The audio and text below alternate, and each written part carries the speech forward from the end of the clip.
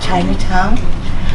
We are on Ohlone territory, and we're very grateful to be able to have a wonderful relationship with our Ohlone sisters and brothers across the bay. They have shared so much wisdom and teachings for us, and it's that kind of a relationship that has helped us here in CPA develop a real grounding on how we understand the fight for climate justice, also the fight for sacred sites, and we've also been learning in terms of the importance of well, we already know, but what environmental racism looks like. And so we're going to take you on a tour, and we want to thank everybody so much for being here with us. So I think that we want to be able to, I think we have a time for a welcome. But one thing is that I want you to know about is our members, our current members, many of them work in these very same restaurants. And we're going to learn their story.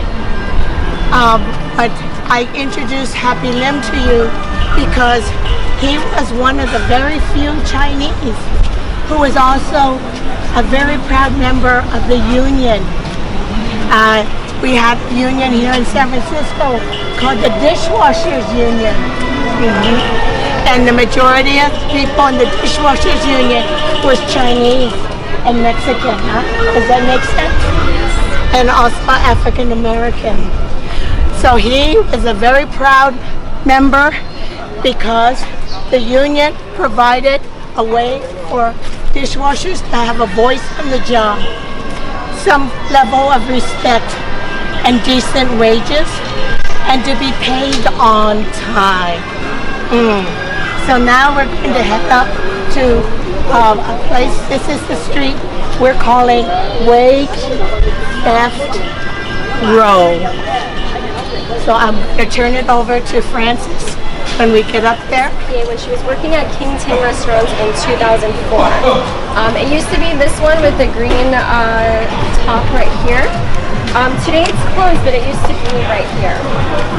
In the early 2000s, King Tim was a really popular restaurant and had been in Chinatown for over 2 decades at that point.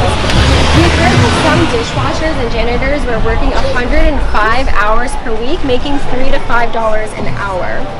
This is called wage theft, which is when a worker isn't paid their legally owed wages, and that includes being paid below sub-minimum wage, also overtime, having tips stolen from them.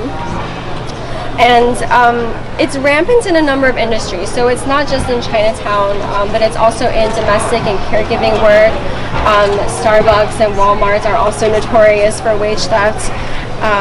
So in response, CPA helped the workers file a complaint against King Tim Restaurants with the state labor agency. But the business owners said, we are bankrupt, we have no money to pay the workers, and they filed a fraudulent bankrupt announcement. So CPA organized workers to do a press conference, and they pushed the local and state government to pursue the case. Ultimately, the city's attorney's office took on the case and stopped the fraudulent bankruptcy proceedings. So it was a fraud when they filed that suit. And they reached a settlement of $85,000 for workers in 2017.